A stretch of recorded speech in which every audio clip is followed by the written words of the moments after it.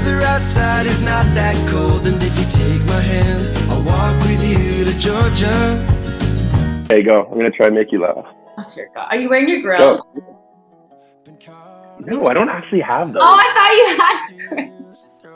That'd be sick though. Jelly roll style, just show up like. No, let's not. Just like put my head down when we show up, and I just got grills in, like just what's up, country with Celine.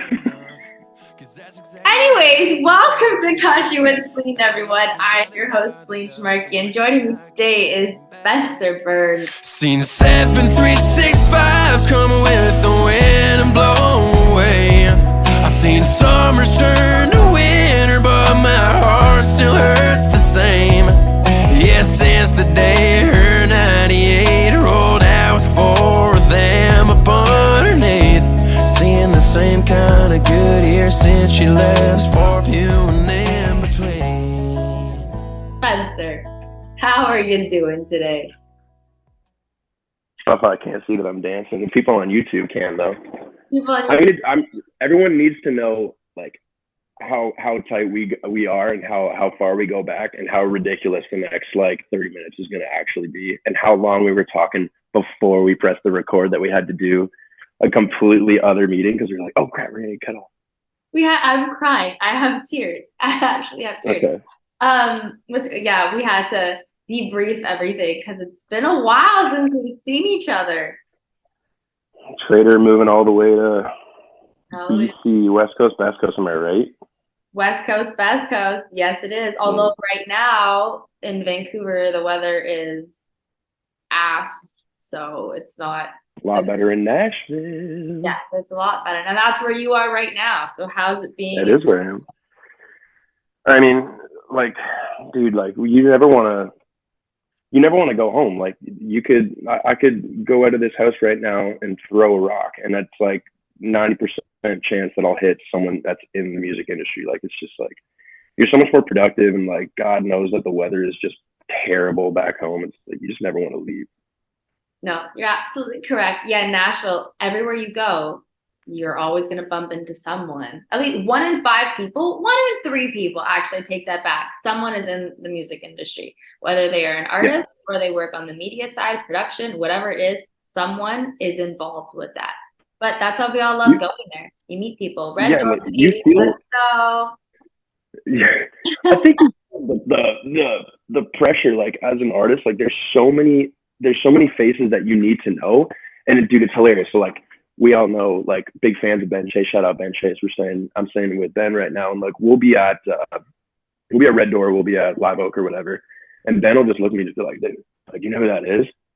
And at this point, like, I get annoyed when he says that because I just look at him and go, like, I don't know who that is. Like, and then he's like, oh, that's the best booking agent. Yeah, that's Jason Aldean's booking agent. I'm like, oh man, I just like bumped him by accident and like didn't say anything. I don't know the faces. Like, everyone here is like royalty that's like genuinely living down here. And as a boy just from Toronto, you're just like walking through like little fish in a big pond, dude. Crazy. But you get to learn who everybody is the more you go down to Nashville all the time, because people in the industry with like a high status like that, they're anywhere. Like they could be at live, they could be at the listening room, like anywhere down there. Literally. Well, I'll tell you what, when I was at the CCMAs, I was on cloud 9 because at least on 3 separate occasions from people that I considered to be like bigger than me, like within the Canadian industry, was like, yo, so like you're living in Nashville now, right? And I was just like, no, but I'm glad you thought that, because like I just literally spend all of my money coming down to Nashville for like a month, and it was just cool being like, everyone like associates you, and there's a ton of Canadians that live down here too, and like they were thinking that I was living in Nashville, and I was like, fake it till you make it, baby. Like, I'm not, but I wish I was. Hey, I'm sure eventually you're going to end up there. We all are. I mean, Joey, our friend Joey, who is a talented songwriter, and he's also a talented musician, he's moving down there in January. And then there's Paige. Hopefully she can get on her and move down there. You, and then me. That's down in Nashville. Woo-hoo. Shout out. Dude, and then like that's a shout out to both of them, because I hope they watch this podcast, bro. It's gonna be. They better. Are you kidding? They better We're watch gonna. us. What do you call that? We're gonna foreshadow what's to come in the new year, perhaps with those two. Joe, Foreshadowing? Paige. Yeah, wasn't that what it's called when you're like, Oh, yeah. Yeah, yeah, yeah. yeah, Foreshadowing. when you're like previewing what's gonna happen later? Come on, Yes. Celine. It's Make Joey, me doubt Paige, myself. you, and then me, and then we're all gonna be Yeah. living in a having a what's it in part no what's kissing oh that's a different song I was thinking. I don't know where I was going with that. I have no idea. This is like an Mess, unhinged bro. podcast. Cut. but not gonna cut because I'm too lazy to cut, so we're not gonna cut. Okay, ask me a question. Pardon? Ask me a question. I want to talk about myself more. Okay. Well, this question is directed to you anyways, Mr. Spencer, so it'll be fine. Your ego is already high. We're just gonna boost it even higher now. Oh my God, cut that for sure. Okay, so last single Smoke came out in June, and since then you've been teasing lots of new songs on TikTok. Your first side note here, you know how to work TikTok videos, and I feel like you have cracked the code because you have so many views on most of your TikToks, which we're gonna get to that. I want to know how, like, what do you do to your TikToks in order to make them go so viral like that? Or talk, I want to know about that. Also, songs. You've been teasing a couple songs, so we want to talk about album, what's happening, you dropping a new single. So the floor is yours. Yeah. Okay. First of all, TikTok sucks. Like everyone knows TikTok is like, unless, I mean, I think even people that are like popping on TikTok, like the people that have made careers out of TikTok still hate TikTok. Like I cannot stand posting videos on TikTok. I literally, yeah, like I absolutely hate it, but I have had some success. And it's like, as an artist, like you put so much value on numbers and things that are quantitative because it's just easy to see. So when you get views, you're like on cloud nine, you're just like living the dream. And then when you're not, you're not. And it's like, I think that I did a decent job and I was doing the same thing over and over and over again. And if you look at like streaming numbers, for example, of my first singles, they're stupid high because they all hit on TikTok. I was doing the same thing. Like it was hard to miss. And then all of a sudden TikTok went through a big like algorithmic change that like went viral. Everyone was talking about how no one can hit on TikTok anymore, can't crack that 200 view thing. And I mean, it directly affected my streaming numbers. And then it obviously, like as an artist, it directly affects your mental health. And it's like, oh, well, maybe these songs weren't good enough and blah, blah, blah. But honestly, the best way to, I found the best way to like gain success on TikTok is to like go on TikTok, like see what people are doing, like see what's hitting. And I went into the app and I saw this one guy that was just, and I was honestly pissed off because he was getting so much traction and all he was doing was playing his song and doing those like 3-picture like swipe, and on the third one you've got like the lyrics and stuff.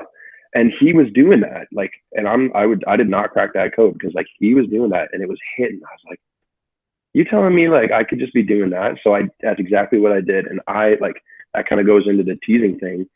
When I'm not releasing music, because right now I'm working on a project, so I can't release stuff, I lose it. So like all I want to do is put stuff out mostly because I want people to tell me if it's good or not. But so I started teasing songs using that method, and I was like 100,000 hits, bang, like every single, like followers going up, 1,000 people a day, boom. I'm like, screw this app, dude. Like, and like this whole narrative of like, if you're not popping on TikTok, you're not popping. Like, dude, like that's just a mentality that like you cannot become a part of.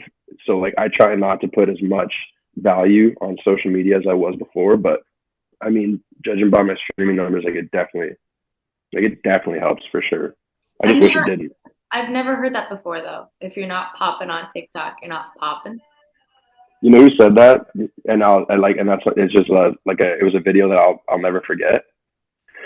Ernest said that on it wasn't even on his podcast, but it was on something. Maybe it was. I can't remember what he was talking about, but it was like he like addressed young songwriters and young artists and stuff. And he was like, this whole narrative of if you're not popping on TikTok, you're not popping. It has to stop. Like there's too many talented people in Nashville, in this city, and there's too many talented people all across the world that, you know, can't gain these views. And I was like, preach, dude. And it made me feel a lot better. But at the same time, like, you know, being like the new kid on the block that's like kind of trying to like get attention from record labels and publishing companies, and like, you know, you start to turn some heads when you get some numbers and stuff.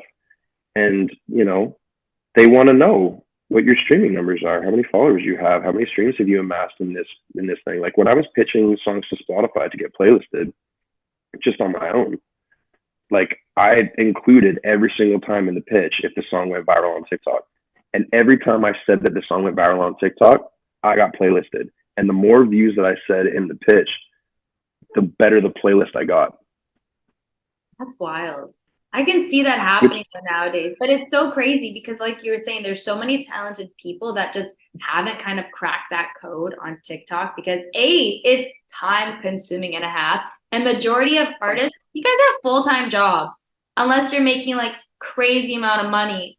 That's different. But when you're starting off, everybody has a secondary job. They need a secondary source of income, maybe 2, 3, 4 even, because being an artist is difficult. So there's so many talented people on TikTok that just can't crack the code. So the fact that like labels and like playlists, editorials and stuff like that, they really look at streams is just like, but why? Sometimes too, it can be like a one-hit wonder sort of thing where it's like someone posts one song and like that was their one good song. And then after that, they kind of just go downhill. But it's like, why would you take that person on then if it's just because of that one song? When you know what I mean? Yeah, dude. Like, I mean, and it could be the opposite too. Like, I feel like the songs that I've put out later, because I put out so many songs in 1 year. Like, I put out like 7 tracks in 1 year. But I feel like the ones I put out later are better than the ones I put out earlier. Just from a lyrical perspective, from a songwriting perspective, and you know, they don't get. I've fallen off maybe, and at least right now, like just through the like quantitative numbers and stuff.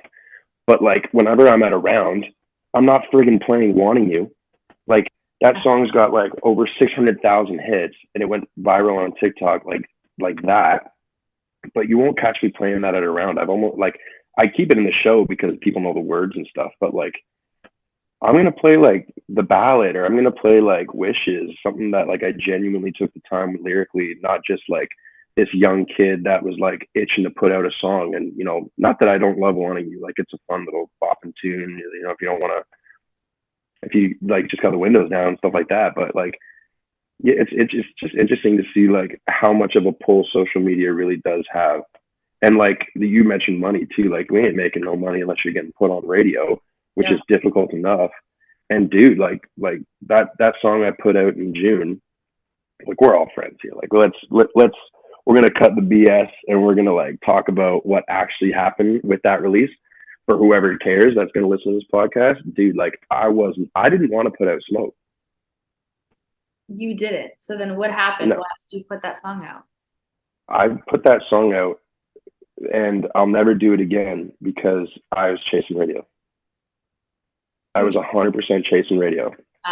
Gotcha. So I put that tune out because I thought, especially in June, summer, upbeat, gonna produce it this way, gonna make it like kind of similar to Wanting You, just like kind of some better lyrics in there. I did not think it was the strongest song I had in my repertoire.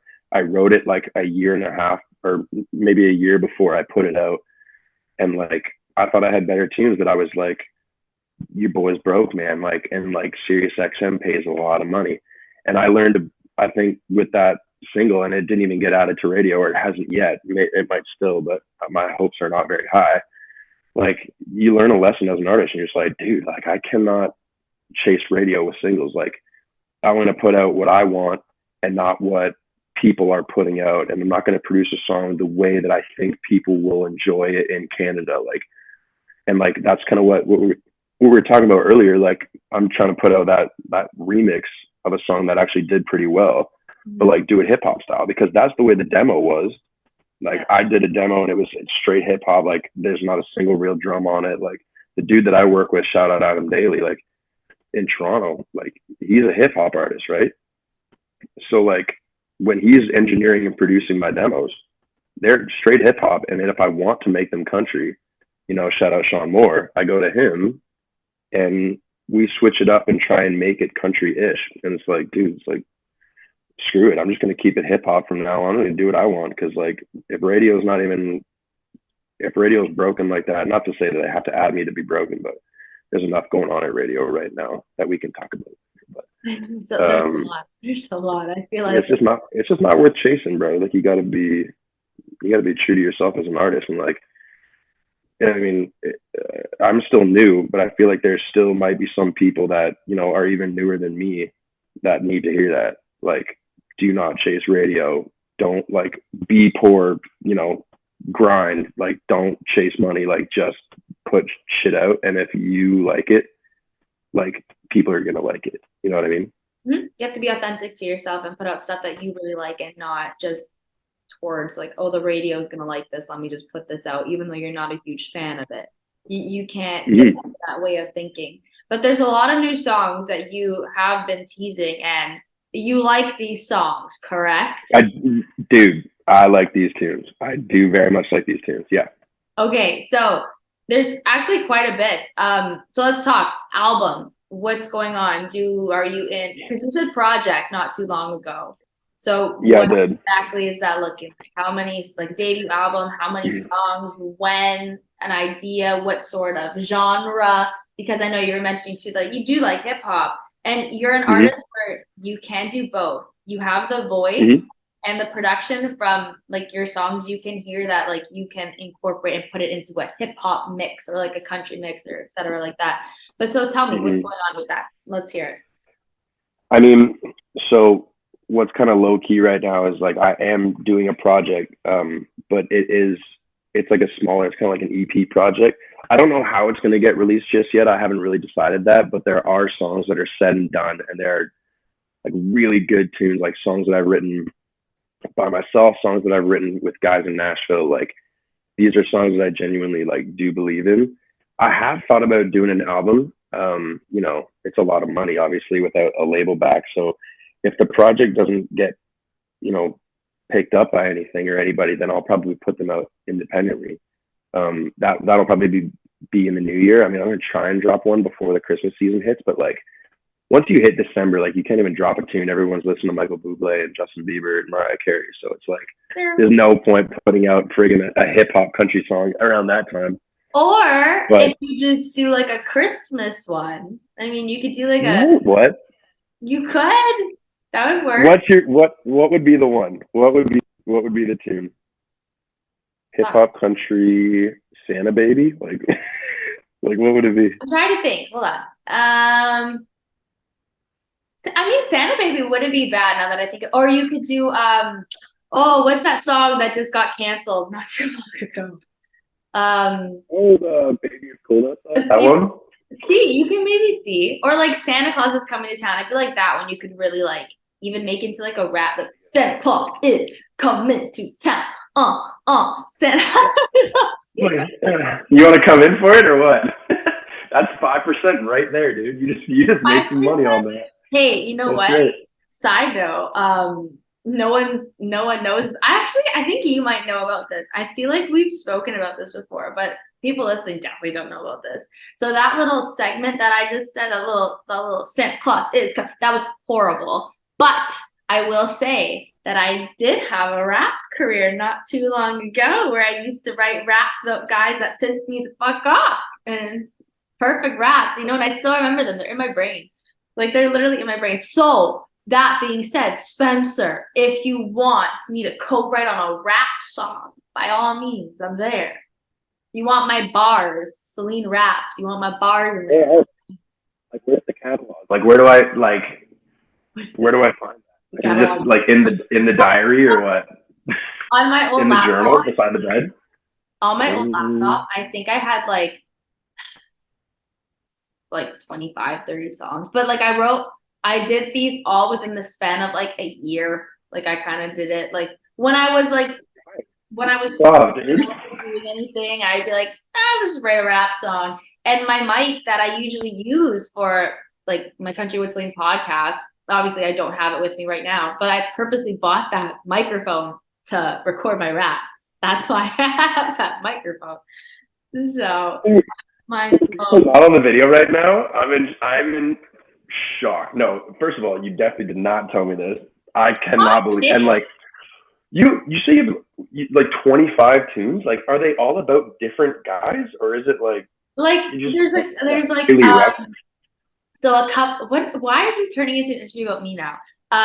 There's a couple about like guys, a couple for like each guy. Like one guy had like maybe I wrote 4 songs about. One guy I probably wrote like 2 songs. One guy I really, really, really liked, and like there's a couple like lovey-dovey songs, but then like he pissed me off, so there's like a trash song. And then there's like a couple songs too about my friends, like girls, like that pissed me off, you know. Like so there's a couple like individual ones. Then there's some about like chasing your dream and stuff. And there's there's quite a bit. Quite a bit. Takeaway is that it's easy to piss off Marky. That's the takeaway right now. And do not do that, or else she's gonna Taylor Swift your ass and I'm gonna writing rap set. exactly. And then it's gonna be like a debut album coming out, and all these guys are gonna be in tears because they're like. I was actually inspired by Paige, our friend Paige, because she sent me a song, a demo of this song, and it was a really good demo, and it inspired me because I was like, I want to write a rap song now because I've been inspired and I want to trash talk some boys again because it's fun. But anyways, we'll see if I write something. But American whiskey here that like you can't get in Canada. I'm bringing that over, and like we're gonna get a crew together, and we're just gonna drown in whiskey, and you're gonna rap, and it's gonna be great. When I come back home, let's just have like a night. We'll just we'll all drink and I'll bring my laptop too. I'll show you guys when I come back home. And then if you like any of them, I'll show the world. But you guys have to approve of them before I show the world. Spencer, back to you. Now, why did this took like a big ass detour onto me now? But back to you. Performances. I mean, like, it's hard now because obviously it's November and like there's not much going on in the country scene. There's not many events to go to unless you're doing like a market or something like that where you're performing. But anything like lined up maybe in January where like you're gonna be performing at an event, like what's going on? This is definitely like the part of my career that I struggle with the most. Like, not that I don't love singing live, like I do, and when I get the chance to, I jump at it like any chance I get, like opening for people, you know, celebrating, you know, album releases or parties and that they want to throw, and like just getting on mics at rounds. But like, man, that's one thing that I struggle with is performances, like getting booked. Like it seems that everybody that's getting gigs, you know, you see them on Instagram all the time, like, oh, this performance is going on, welcome this person, that person. It's like, and then I'll like go to like something who's like a homie of mine that's like been in this industry way longer than me, and I'm like, how are these people getting all these shows? Like, why can't I get these shows? Like, and like, you know, management this, label that. It's like it's difficult, and especially for a guy like me that's like do I think I can sing? Good question. Is like yeah, but do my songs illustrate that I'm like a country artist through and through? Not really. So like a booking agent looking for like some country star or some country this, and like they might not pick a dude like me because you know it's not, my style is so different, and I get branded on being different, and that's good because I don't want to be like everyone else. I want to put out tunes that are different than everyone. But from a performance perspective, and like that's a good way to make money. I'm really not getting booked, and it's like that. Probably like you probably have to think and like look intrinsically in that and do some self-reflection and be like, you got to get off your ass and try and like play some open mics, like go and like play bar gigs, like do stuff that you know you might not want to do, like go and play covers a couple times, like stuff that you don't necessarily want to do, because I want to play my tunes, right? But you know you can't really have your cake and eat it too. So yeah, I'm hoping that once this project gets done and gets pitched out, that might help in charge of that, or now looking at you know the future of Spencer Burns and like what you know what he's working on and what his sound really is, and oh, that sound fits this show or this you know opening here, like doing that. Like not that they're going to be huge or anything, but just a lot more opportunity, you know, because God knows that I need to like get my chops in and like genuinely start singing in front of people. And like, I haven't really had much of an opportunity. Like, people think that I have to take more responsibility as like an artist and being like, no one's gonna work harder than me to get myself successful. Yeah, of course. Okay, Spencer, to end this on a positive note, 2024 is literally 2 months away. Oh my God, it's 2 months away. That's wild. New Year's resolution, what is it? As an artist or like in general? Give me artist and in general. Let's do both. That's a good idea. Okay. Artist,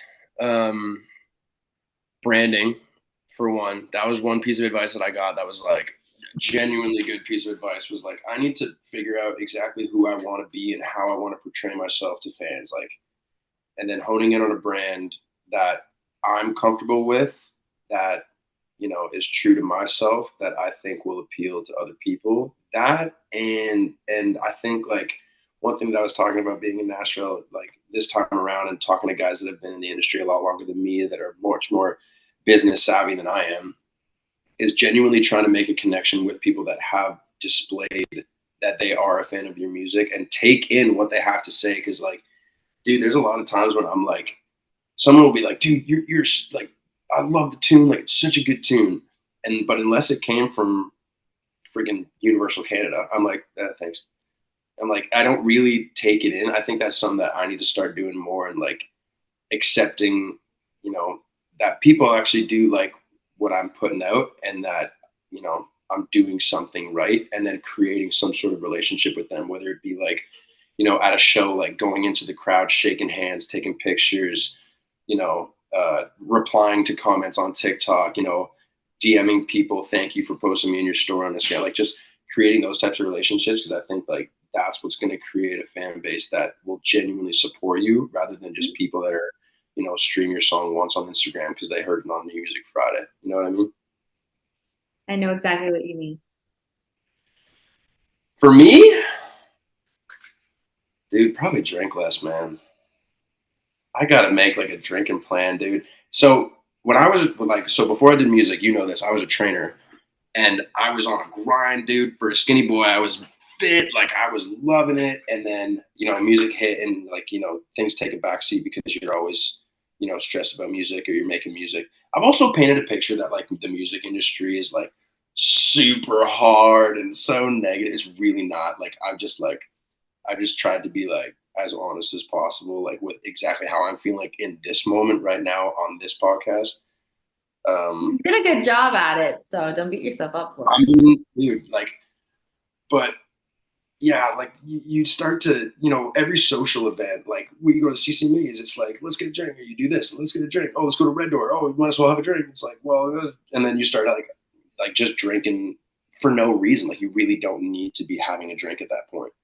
So I think that is my 2024. It's like, there's no way I'm going to stop having a beer, but like maybe don't have 4 on a Tuesday where you're at Red Door, just hang, you know what I mean? Like you don't need to. So I think that's my, it's so true, because when you're there and you're watching like a writer's round, like sometimes, yeah, okay, like we'll have a water or so, but majority of the time everybody has like one drink at least, and then one drink turns into 2, 2 turns into 3 turns into 4. Back, Bush Lights. I'm like, oh my God. I feel like crap. And I like tell whoever, I'm like, oh man, I don't feel so good today. And they're looking at me, they got no sympathy. They're like, yeah, because you had like 8 beers last night and now I can't go to the gym. I don't know. I miss my body, dude. I want to look hot again for 2024. Oh my God. I know I said that for you. I knew you'd like that one. Hilarious. Okay, well, I'm sure it will all come to be 2024. Mm-hmm. You will. Thank you for putting me on your podcast right after Mackenzie Porter too. Like, I really appreciate that, because there's going to be people that are like, oh my God, Mackenzie Porter, I wonder who's next. And just... No, they're gonna love you, Spencer. They love you. They love you. I know. You're a homie, so thanks for having me on here. We did this a while ago too. It's been a minute. I think the title of our last interview was like Scarborough's own Spencer Brown. Spencer Burns. But what? Yeah, I gotta think of an interesting title to do about this one. Spencer gets No, dark about the music industry. homie. Yeah, just Spencer Burns. In all honesty, Spencer burns the music industry. yeah, Spencer burns bridges.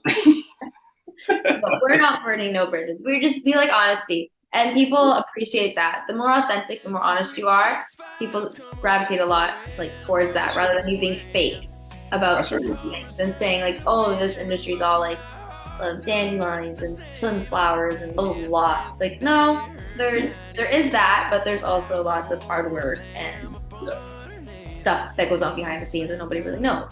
But we thank you for being honest with us, Spencer. Appreciate it. And hopefully I'll see you soon and we can all party when I come back home from Vancouver. And then we'll do an in-person interview. That's good. Yeah, let's do it.